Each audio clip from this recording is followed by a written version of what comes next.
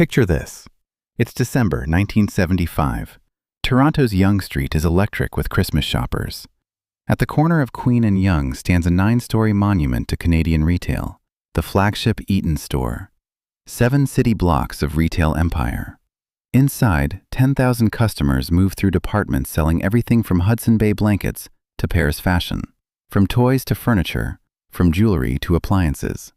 The 9th floor restaurant is packed, families taking breaks from marathon shopping sessions, seniors meeting over coffee and Danish pastries. On this single day, more people will pass through the doors of this one Eaton store than live in most Canadian cities. The name above the door, Eaton's, isn't just a store, it's an institution, a Canadian dynasty. For 107 years, 5 generations of the Eaton family have built the most powerful retail empire in Canadian history. But on this December day in 1975, something's already broken. The cracks are invisible to shoppers riding escalators past Christmas displays, but they're there. Deep structural flaws that will, over the next 24 years, destroy everything. Fast forward to August 1999. That same flagship location sits dark, empty. A for lease sign in the window. Inside, bare floors echo where thousands of customers once shopped. The restaurants are gutted. The displays are gone. The dynasty is dead. Eaton's, a company that survived 2 world wars, the Great Depression, and a century of changing tastes, has filed for bankruptcy and liquidation. Every store across Canada will close. 15,000 employees will lose their jobs. And Canadians will wake up to realize that the retail institution that defined shopping for 4 generations has simply vanished. How does this happen? How does a family dynasty that literally invented Canadian retail, that created the catalog that connected rural Canada, that built downtown shopping palaces in every major city, that was synonymous with quality and trust for over a century, how does that empire collapse so completely that within a generation, younger Canadians don't even remember it existed? This isn't just a business failure. This is the death of Canadian retail royalty, the end of family capitalism. The moment when old money, old systems, and old ways of doing business collided with a new retail reality they couldn't understand and couldn't survive. This is the story of kings who forgot they could fall. The Eaton's collapse isn't a mystery. The clues were everywhere.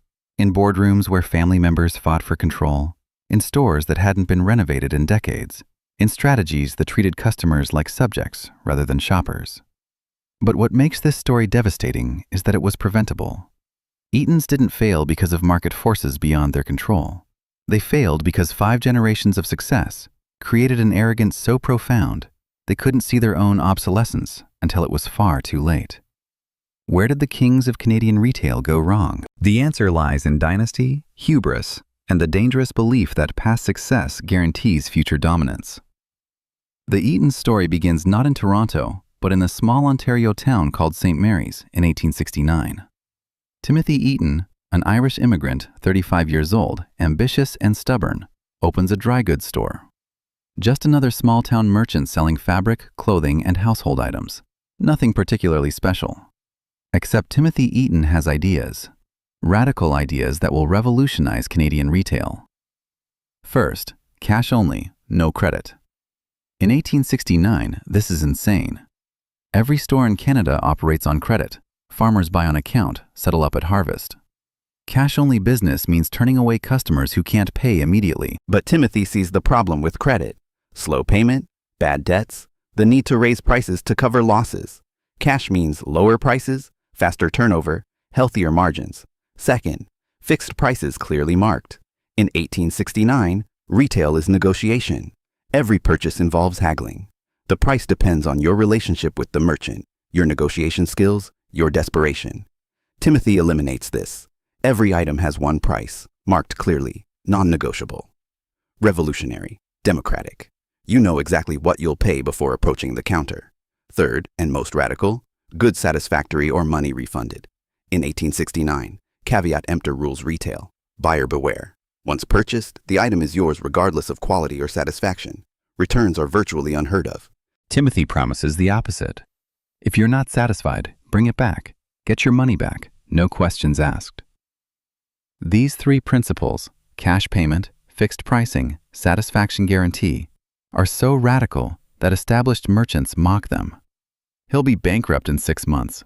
Nobody will shop there. It's a gimmick that can't sustain. But customers love it. No credit means lower prices. Fixed pricing means no humiliating negotiation. Satisfaction guarantee means trust. Word spreads. The little store in St. Mary's thrives. In 1869, Timothy takes the ultimate gamble. He moves to Toronto, Canada's growing commercial center, and opens a larger store at 178 Yonge Street. 2-story building, more inventory, higher stakes. If it fails, he's ruined. If it succeeds, he could build something significant. It succeeds beyond imagination. Within a year, the Toronto store is generating more revenue than the St. Mary's location ever did. Within 5 years, Timothy is expanding, annexing neighboring buildings, adding departments, hiring more staff. By 1880, the store occupies an entire city block. By 1890, it's 5 stories tall, employing hundreds, serving thousands daily. But Timothy's true genius isn't the store. It's what he does in 1884 that transforms everything. He publishes a catalog. 32 pages featuring merchandise with descriptions, illustrations, and prices. He distributes it for free across Ontario, particularly targeting rural communities without access to city shopping. Farmers can order by mail, receive goods by train or post, with the same satisfaction guarantee as in-store purchases. The catalog is revolutionary. For rural Canadians, which is most Canadians in 1884, shopping means whatever the local general store stocks at whatever price they charge. Selection is limited. Quality is questionable. Prices are high. The Eaton's catalog offers hundreds of items, fixed prices, guaranteed satisfaction, delivered to your door. The response is overwhelming. Orders flood in. Timothy has to expand warehouse operations to handle mail order volume. The catalog grows, 64 pages, then 100, then 200. By 1890, the Eaton's catalog reaches over 100,000 Canadian households. It's not just a sales tool, it's a cultural artifact. Families keep it, reference it. Browse it for entertainment. Learn English from it. Use it to teach children to read. Rural Canadian women especially rely on the catalog. Living on isolated farms, miles from towns, they have few shopping options. The Eaton's catalog brings fashion, household goods, and modern products directly to them. It connects them to the broader world, to urban trends, to possibilities beyond their immediate communities. By 1900, Timothy Eaton is the most successful retailer in Canada. The Toronto store is enormous. The catalog reaches hundreds of thousands of homes. Branch stores are opening in other cities. The Eaton's name is synonymous with quality, value, and trust. Timothy Eaton hasn't just built a business. He's created an empire. And like all empires, it will be passed to his heirs. Timothy Eaton dies in 1907, but the empire is just beginning its golden age. His son, John Craig Eaton, takes control and immediately begins an ambitious expansion program that will make Eaton's the most dominant retail force in Canadian history. John Craig has vision that matches his father's, but on a grander scale. He doesn't just want stores, he wants monuments, retail palaces, buildings that will define city skylines and anchor downtown districts. He wants Eaton's to be not just where Canadians shop, but a symbol of Canadian prosperity and progress. In 1911, John Craig opens the Winnipeg Eaton's, a 5-story department store that's the largest retail building west of Toronto. It's not just a store, it's an architectural statement. Grand entrance, marble floors, soaring ceilings, ornate details. Shopping at this Eaton's feels like visiting a palace, not a utilitarian errand. But the crown jewel, the store that will define the Eaton's empire at its peak, opens in Toronto in 1930. The College Street Eaton's, 7 stories, an entire city block, over 800,000 square feet of retail space. Art Deco architecture. The 7th floor restaurant seats 1,000 people. The 9th floor auditorium, Eaton Auditorium, hosts concerts, lectures, cultural events. There's a beauty salon, medical clinic, hairdressing school, and dental office. It's not just a department store, it's a city within a city. The timing seems insane. It's 1930. The Great Depression has begun. Banks are failing. Businesses are closing. Unemployment is skyrocketing. Who opens a massive, expensive department store during an economic catastrophe? John Craig Eaton does. Because he understands something crucial. Eaton's is more than retail. It's Canadian identity. In dark times, people need symbols of continuity, stability, and hope. The new Eaton's College Street store represents all of that. Its opening is a statement. Canada will survive. Prosperity will return. Eaton's will be here. And he's right. The store becomes a Toronto landmark instantly. During the Depression, when people can't afford to buy, they still visit Eaton's to browse, to admire the displays, to experience something beautiful and grand in difficult times. When they can afford to buy, they buy at Eaton's because of that loyalty built during hardship. Through the 1930s and 1940s, Eaton's continues expanding. Stores open in Montreal, Calgary, Vancouver, Halifax. Each one is designed to be the dominant downtown retail presence, the anchor that draws shoppers, defines commercial districts, and sets the standard for retail elegance. The catalog grows even more influential. By 1940, it's over 500 pages, reaching nearly every Canadian household. For rural families, the arrival of the new Eaton's catalog, twice yearly, spring and fall editions, is an event. The whole family gathers to browse. Women study fashion. Men examine tools and sporting goods. Children circle toys. The catalog represents possibility, modernity, connection to urban Canada. During World War II, Eaton's becomes essential national infrastructure. They convert manufacturing capacity to war production. Uniforms, equipment, supplies. The catalog helps connect families to soldiers overseas through packaged goods and mail-order gifts. Eaton's is patriotic, Canadian, essential. By 1950, the Eaton's empire is at its absolute peak. Over 100 stores across Canada, the catalog reaches millions. The family is wealthy beyond imagination. Canadian retail royalty, their name synonymous with quality. Their business model apparently unassailable. The Toronto flagship hosts the Santa Claus Parade annually, a tradition that becomes as Canadian as hockey. Children across the country watch Santa arrive at Eaton's, marking the official start of Christmas shopping season. It's marketing, but it's also a cultural institution. Eaton's doesn't just sell, they define Canadian rituals. The staff at Eaton's stores are trained to embody the company values: courteous, knowledgeable, professional. Eatonians are a distinct class of retail worker, better paid, better trained, more prestigious than employees at other stores. Working at Eaton's is a career, not just a job. Families have multiple generations working there, building lives around the empire. But even at this peak, the seeds of future disaster are growing.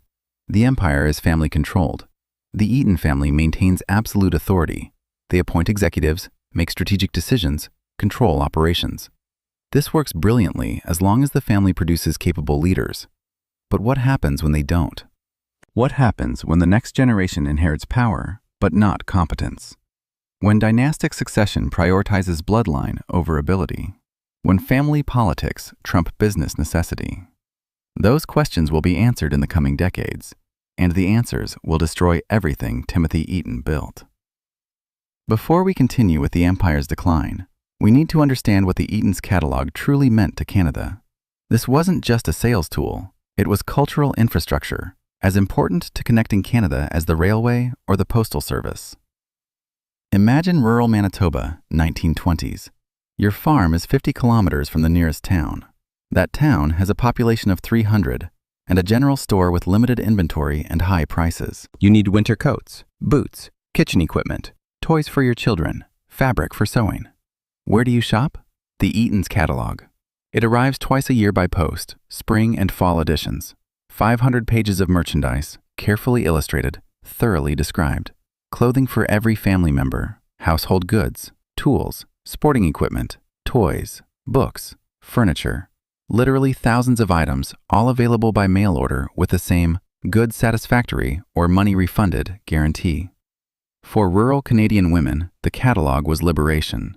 They could order fashionable clothing without traveling to cities, could access modern household goods that made farm life less brutal, could provide their children with books and toys and clothing without dependence on inadequate local merchants. The catalog gave them agency, choice, and connection to modern Canada.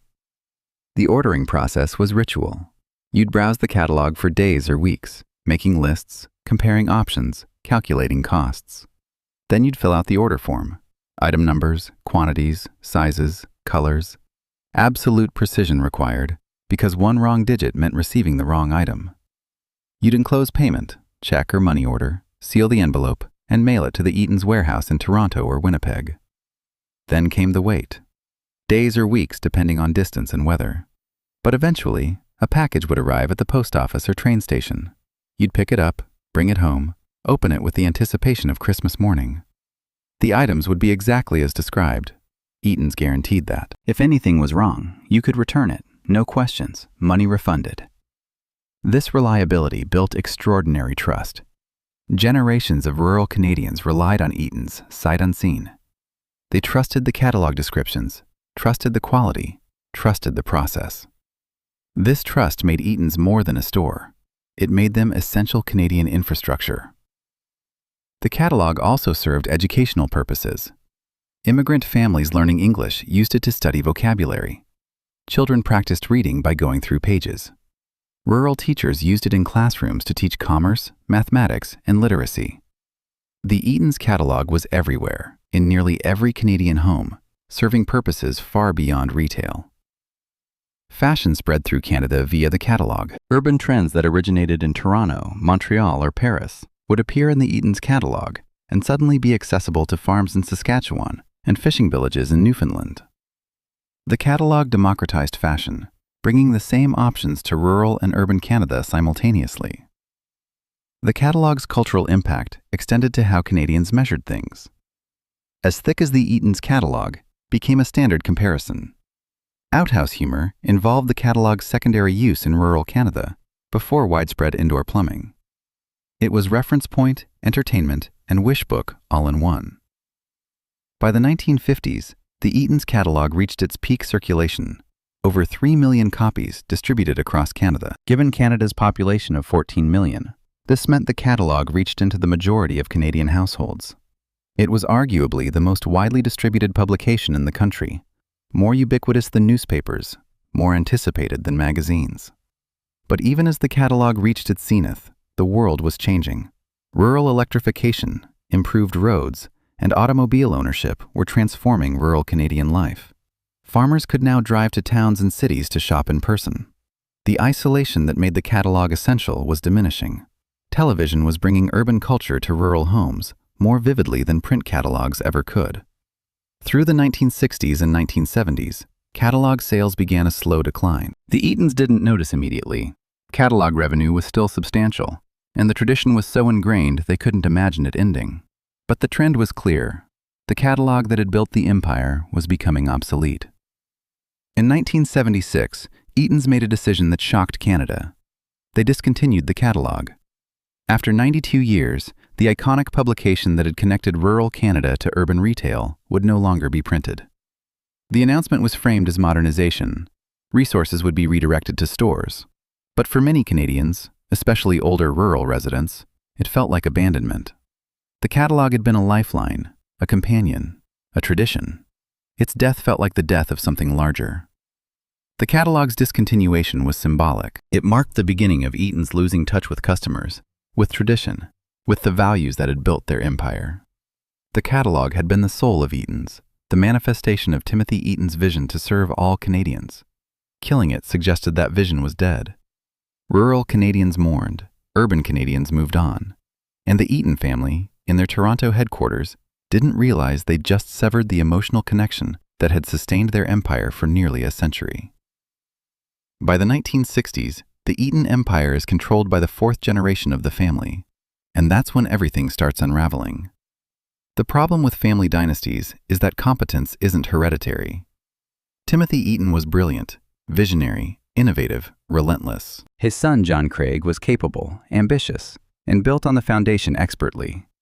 But by the fourth generation, the family has diversified. Multiple branches, multiple heirs, and not all of them are interested in retail, competent in business, or aligned in vision. The fourth generation Eatons are wealthy beyond measure. They've inherited an empire. They live in mansions, travel internationally, socialize with Canadian elite. But running a retail empire requires more than birthright. It requires obsession, expertise, and willingness to adapt. The fourth generation has the name, but not necessarily the drive. Worse, family politics begin poisoning the company. Different branches of the Eaton family have different ideas about strategy. Some want aggressive expansion, Others want consolidation. Some embrace modernization. Others cling to tradition. Instead of unified leadership, Eaton's gets competing visions, family feuds playing out in boardrooms, and strategic paralysis. Professional retail executives hired to run operations find themselves caught in family politics. They can't make decisive strategic moves because any decision might anger one branch of the family. Innovation stalls. Modernization slows. The company becomes reactive rather than proactive. Meanwhile, the retail landscape is transforming dramatically. Suburban shopping malls are replacing downtown shopping districts. Consumers want convenient parking, climate-controlled shopping, and multiple stores in one location.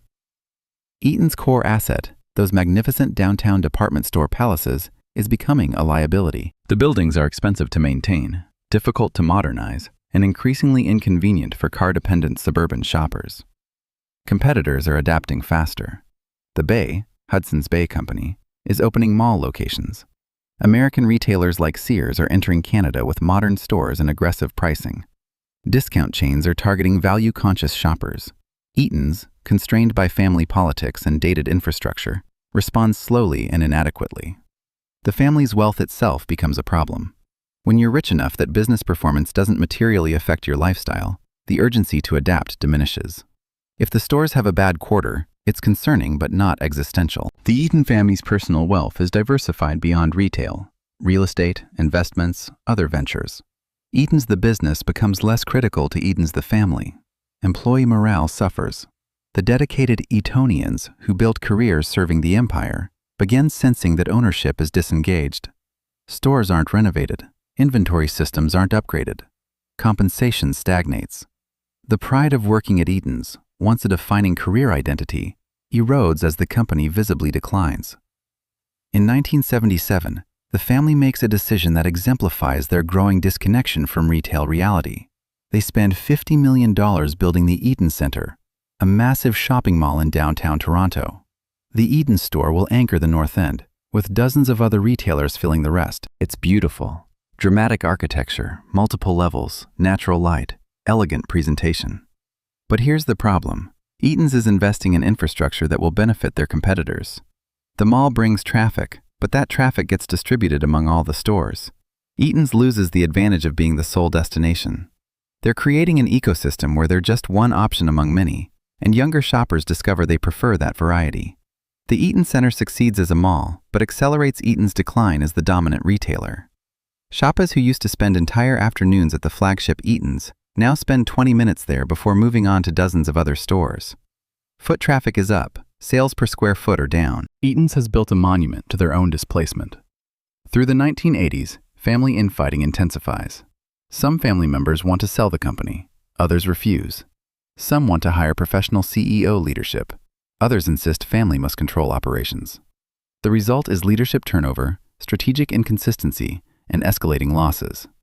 Stores begin closing. The smaller locations in secondary markets, once sources of community pride and reliable profit, can't compete with Walmart and regional chains. One by one, they shut down. Each closure is framed as strategic optimization, but employees and customers see it for what it is: retreat. The downtown flagships, those magnificent retail palaces from the 1920s and 1930s, become impossible to maintain. The buildings are aging. Heating and cooling systems are outdated. Layouts are inefficient for modern retail operations. Renovating them properly would cost hundreds of millions. The family debates whether to invest that capital or abandon the buildings entirely. By 1990, Eaton's is in crisis. Sales are declining year over year. Losses are mounting. The family is fighting openly, and the retail environment is becoming more brutal. Walmart is expanding aggressively across Canada, offering prices Eaton's can't match with their overhead structure. The empire that once seemed unassailable is crumbling, and the dynasty that built it can't agree on how to save it, or whether it's even worth saving. In 1997, the unthinkable happens. Eaton's files for bankruptcy protection. Not liquidation yet. Chapter 11 protection that allows them to restructure while continuing operations. But the symbolism is devastating. Eaton's, the company that survived the Great Depression, 2 world wars, and a century of retail evolution, is bankrupt. The announcement shocks Canada. Eaton's is an institution. How can institutions go bankrupt? For older Canadians who grew up with the catalog, who shopped at Eaton's for generations, who associated the name with quality and permanence, it's almost incomprehensible. It's like learning that the Canadian Pacific Railway or the Bank of Montreal is insolvent. Some things aren't supposed to fail. But the numbers are brutal. Eaton's carries over $300 million in debt. Dozens of stores are losing money. Inventory systems are outdated. Customer loyalty has eroded. The bankruptcy filing is necessity, not choice. Under bankruptcy protection, Eaton's begins drastic restructuring. They close 31 stores immediately, roughly a third of their locations. 5,000 employees lose their jobs overnight. The stores that close are the weaker locations, the ones that can't compete with Walmart or mall anchor competitors.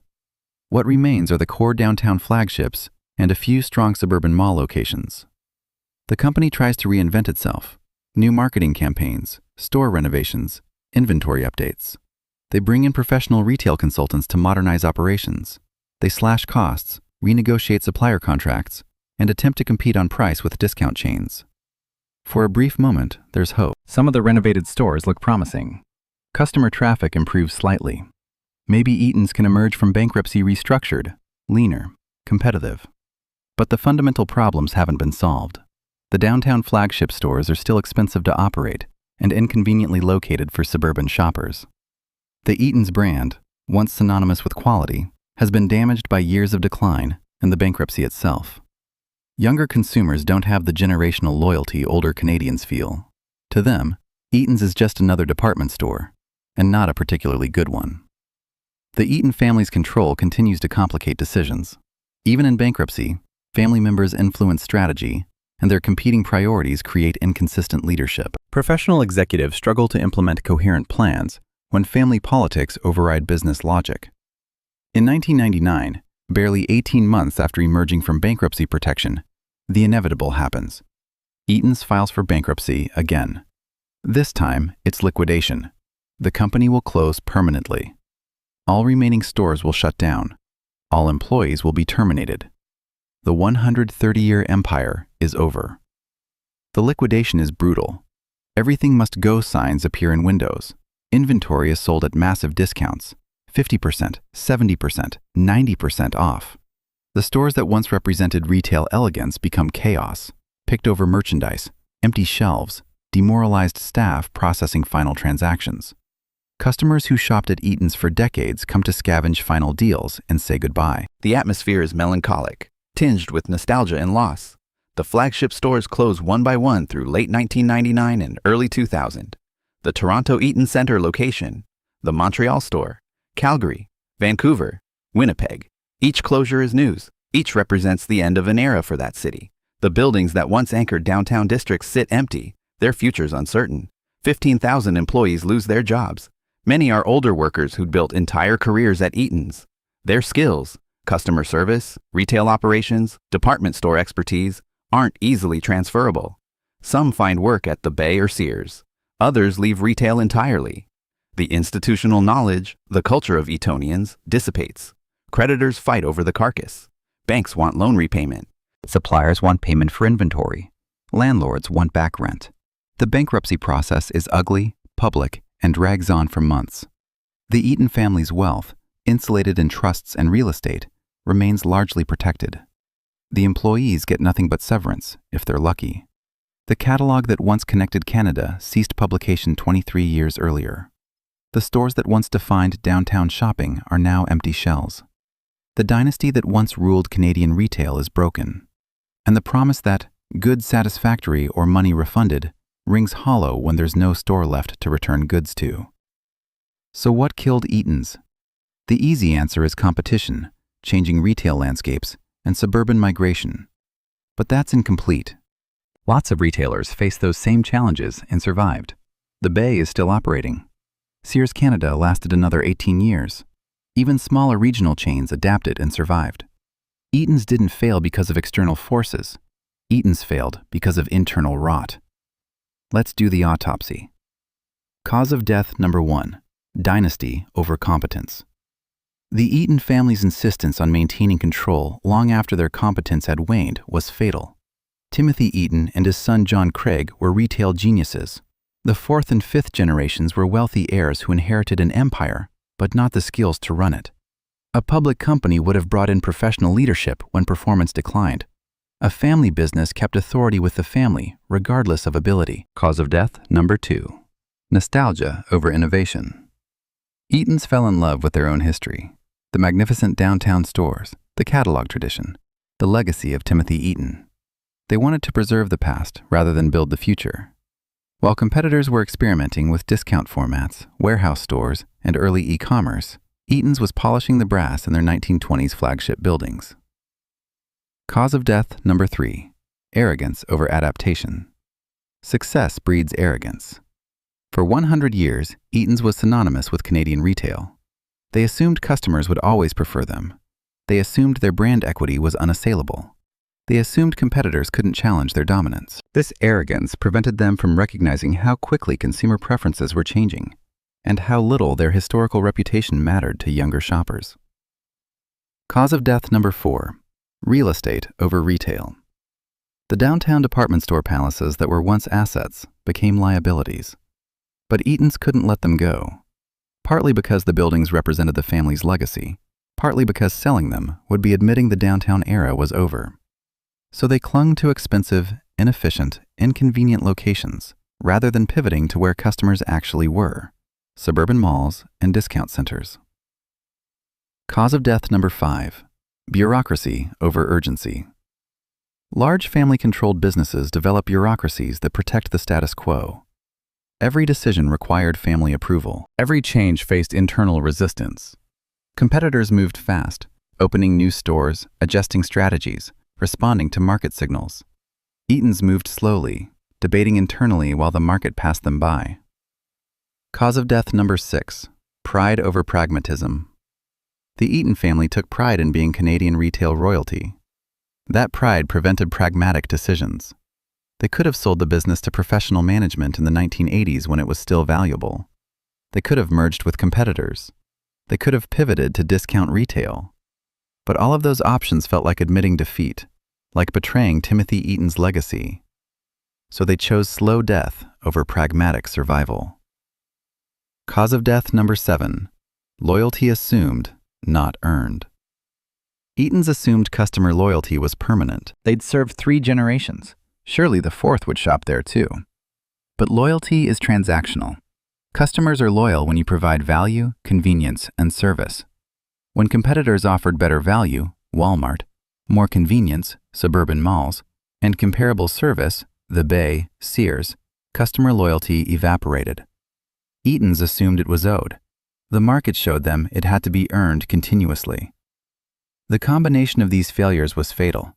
Any one might have been survivable. Together, they created a death spiral Eaton's couldn't escape.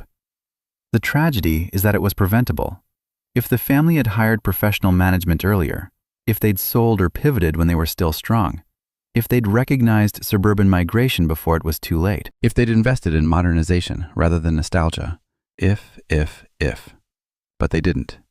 And so the empire that Timothy Eaton built with cash registers and catalog innovation died in bankruptcy court. A cautionary tale about dynasties, hubris, and the dangers of believing your past success guarantees your future. Today, if you walk through downtown Toronto, Montreal, Winnipeg, or Calgary, you can still see the ghosts of the Eaton's empire.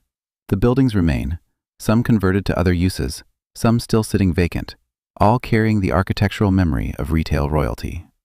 The Toronto Eaton Centre still operates, but the Eaton's anchor store is now multiple retailers. The space has been subdivided, modernized, and erased of its Eaton's identity. The 9th floor restaurant where thousands took lunch breaks is now offices. The grand entrance where families entered for Christmas shopping is now just another mall entrance. The College Street Eaton's, that magnificent 7-story Art Deco palace opened in 1930, was demolished in the 1970s to make way for a shopping complex. That demolition, even before the bankruptcy, symbolized the empire's decline. The building that represented Eaton's at its peak was destroyed by Eaton's themselves, unable to maintain or justify such grandeur. In Winnipeg, the original flagship building still stands downtown, converted to mixed use, offices, residential, some retail. The architecture remains beautiful, but the building's soul is gone. Locals old enough to remember walk past and recall shopping there with parents or grandparents. The experience of riding escalators through departments, the smell of the ground floor perfume counters. Montreal's Eaton's building underwent similar conversion. The grand retail spaces are now subdivided. The scale and elegance remain in the architecture, but the purpose is gone. It's a beautiful corpse, gutted and repurposed, bearing almost no resemblance to its former glory. Online, nostalgia communities thrive. Facebook groups dedicated to Canadian retail history feature lengthy threads about Eaton's. People share memories. My grandmother worked at Eaton's for 40 years. I bought my first suit there for my high school graduation. The Christmas windows were magical. I still have my mother's Eaton's catalog from 1962. The Eaton's catalog itself has become a collectible. Original editions from the early 1900s sell for hundreds of dollars. Even 1960s to 70s catalogs fetch $50 to $100 from collectors and nostalgists. People buy them not for practical use, but for historical value, for the reminder of what Canadian retail once was, for the tangible connection to a disappeared world. The Santa Claus Parade, the tradition Eaton started in Toronto, continues annually, but it's now sponsored by others. The connection to Eaton's has been erased from most people's awareness. Younger generations watching the parade have no idea it began as a marketing event for a department store dynasty. Goods satisfactory or money refunded, Timothy Eaton's revolutionary promise has become historical footnote. The phrase meant something to Canadians who shopped at Eaton's, who trusted that guarantee, who based purchasing decisions on that promise.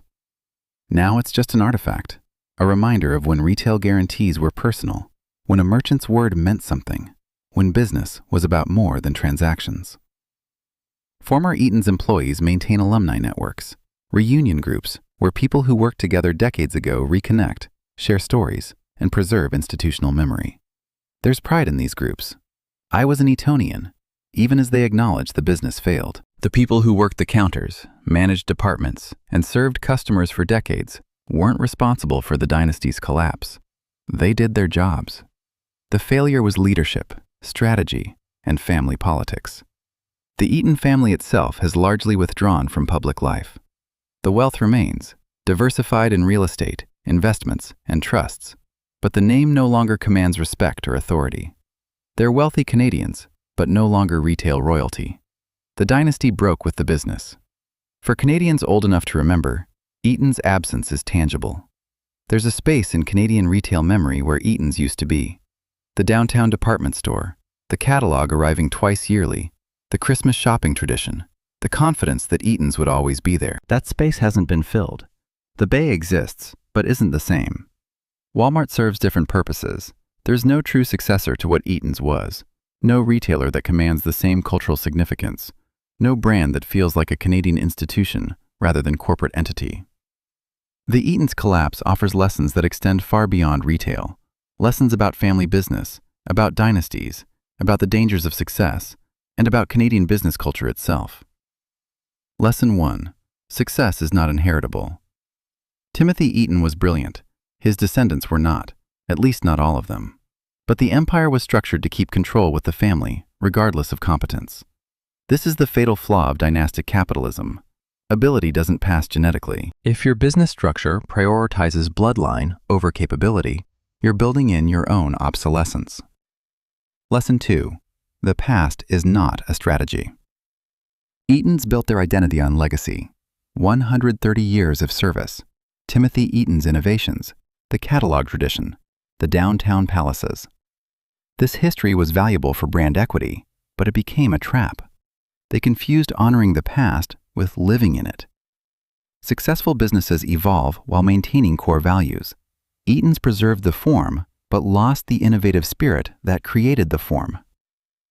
Lesson 3. Arrogance is expensive. For a century, Eaton's was dominant.